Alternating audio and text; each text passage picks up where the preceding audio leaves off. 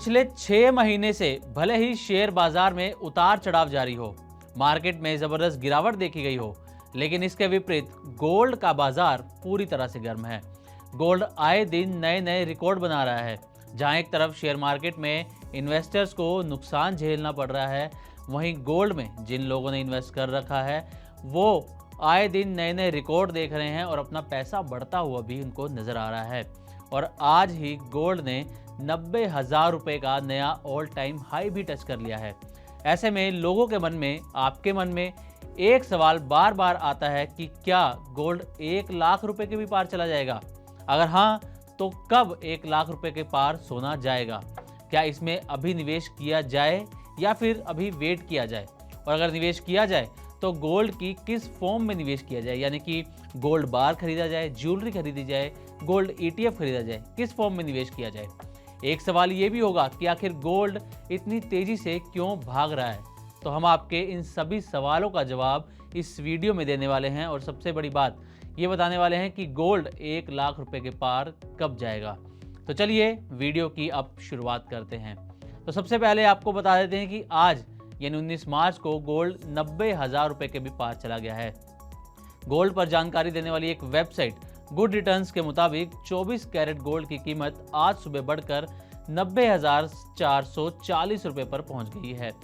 हालांकि India Boolean and jewellers association और MCX की माने तो भारत ने फिलहाल सोना 88 से 90,000 के बीच में कारोबार कर रहा है, 90,000 को क्रॉस नहीं किया है। लेकिन सबसे बड़ा सवाल यह है कि क्या भारत में सोना 1 लाख रुपए को पार करने वाला है और कब तक ऐसा हो सकता है?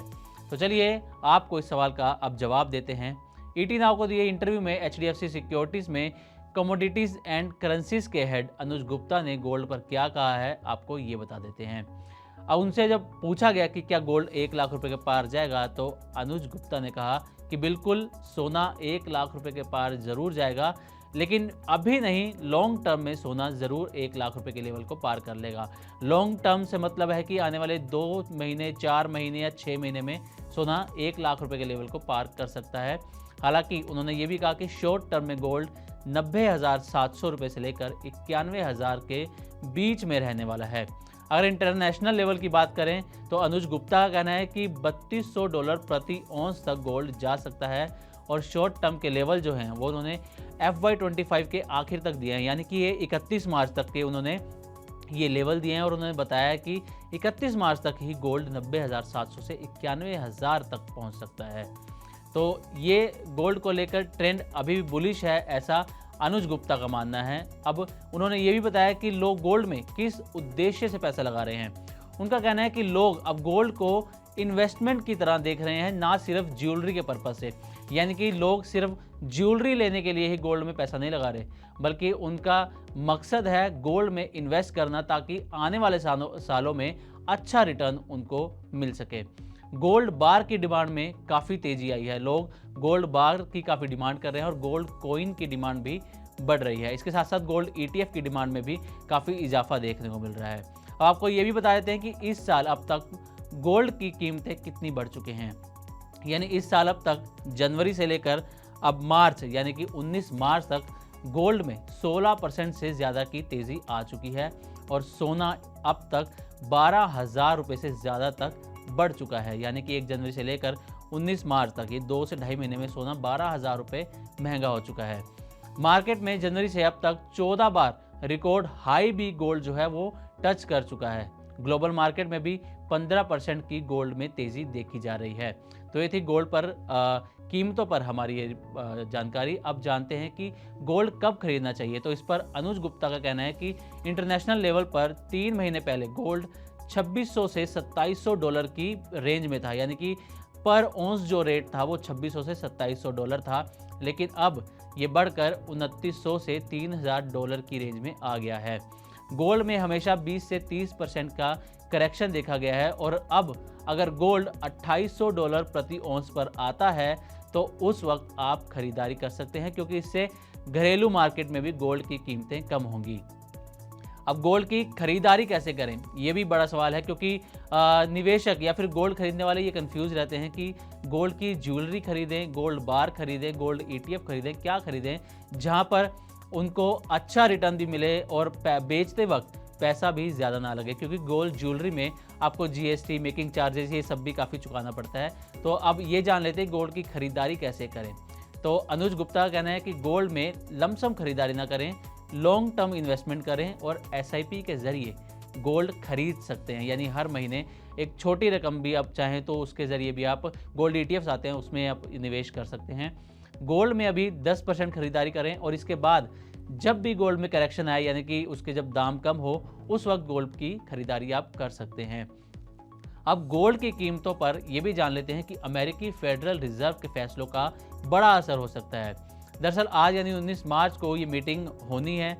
जल्द इस पर नीतिगत फैसले और इंटरेस्ट रेट पर जो है फेडरल रिजर्व के फैसले आ सकते हैं और ये सोने की कीमतों पर बड़ा असर डाल सकते हैं।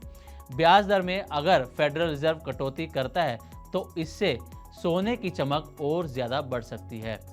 अब ये जान लेते हैं कि सोना किस वजह से महंगा हो रहा है, क्योंकि ये भी जानना ज़रूरी है कि आखिर क्यों पिछले कुछ महीनों में गोल्ड इतनी तेज़ी से बढ़ रहा है। तो आपको बताते हैं कि जियोपॉलिटिकल अस्थिरता, यानी कि दुनिया भर में जो चल रहा है, चाहे वो दो देशों के बीच में युद्ध हो या ट्रंप की टैरिफ नीतियाँ हों, जो भी जियोपॉलिटिकल माहौल बन रहा है उस वजह से गोल्ड की कीमतें काफ़ी बढ़ रही हैं।